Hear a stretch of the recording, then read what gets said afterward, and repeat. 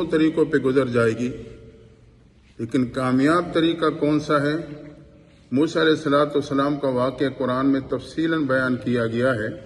اس میں سے 2-3 باتیں اقتباس کے طور پہ اس حوالے سے عرض کرتا ہوں۔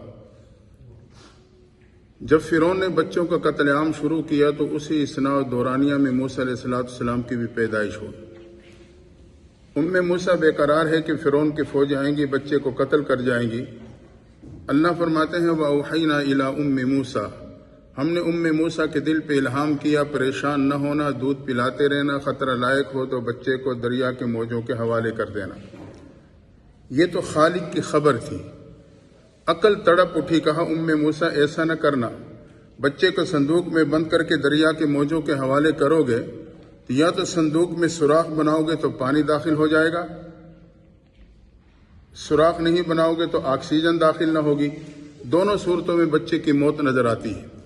لیکن قرآن کا مطالعہ بتلاتا ہے کہ موسیٰ نے عقل کی بنیاد پہ نہیں، خالق کی خبر کی بنیاد پہ عمل کرتے ہوئے بچے کو صندوق میں بند کر کے دریا کے موجوں کے حوالے کیا۔ اللہ نے دشمن کے گھر، دشمن کے ہاتھوں بچے کی پرورش کے انتظام کرا کے ماں کی گود میں لوٹا دیا۔ معلوم ہوا کہ کامیابی عقل نہیں، خالق کی خبر کے بنیاد پہ عمل کرنے میں سامنے آئی۔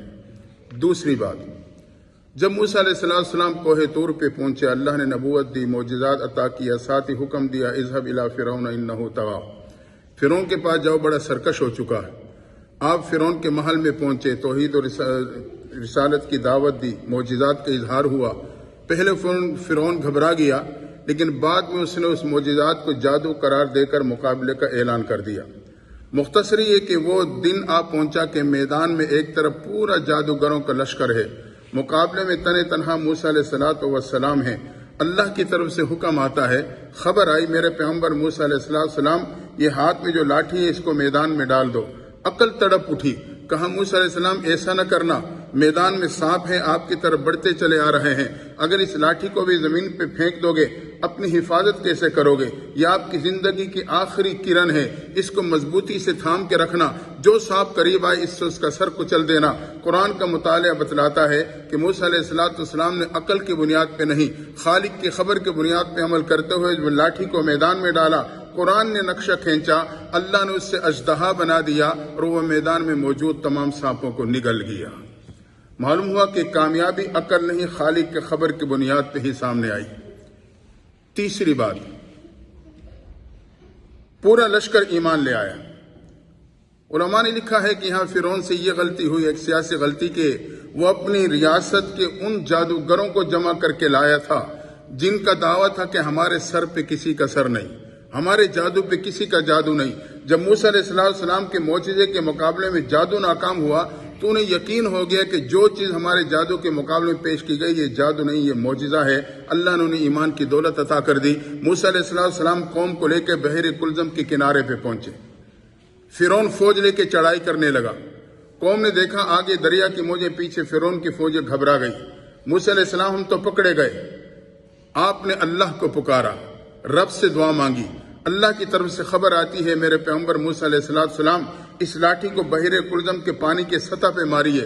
عقل تڑپ کے کہنے لگی، موسیٰ علیہ السلام پانی تو وہ مائع چیز ہے جو اپنی سطح کو ہموار رکھتی ہے، ایک نہیں 10 لاٹھیاں بھی مارو گے کوئی فائدہ نہیں ہوگا، اس کو ہاتھ میں مضبوطی سے تھام کے رکھنا، دشمن بڑھتا چلا آ رہا ہے، جس سے قریب آئے اس کے سر پہ دے مارنا۔ لیکن قرآن کا مطالعہ بتلاتا ہے موسیٰ علیہ السلام نے اس بار بھی عقل کی بنیاد پہ نہیں، خالق کی خبر کی بنیاد پہ عمل کرتے ہوئے لاٹھی کو جب بحر کلزم کے پانی کی سطح پہ مارا، قرآن نے نقشہ کھینچا، اللہ نے بحر کلزم میں 12 خشک راستے پیدا فرما دیے۔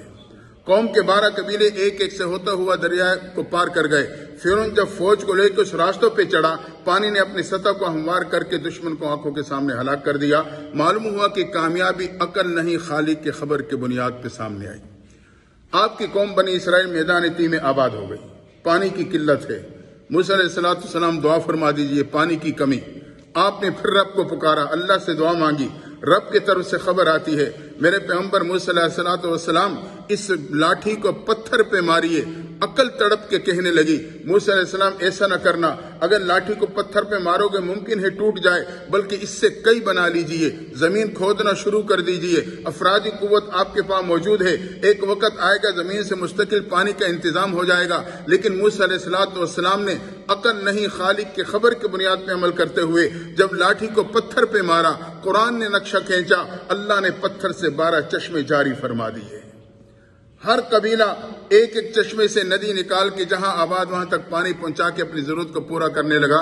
تو ایک بات واضح ہو گئی کہ زندگی گزارنے کے 2 طریقے یا 2 راستے ہیں، لیکن کامیاب اور عزت کا راستہ وہ عقل کا نہیں، وہ خالق کی خبر کا راستہ ہے۔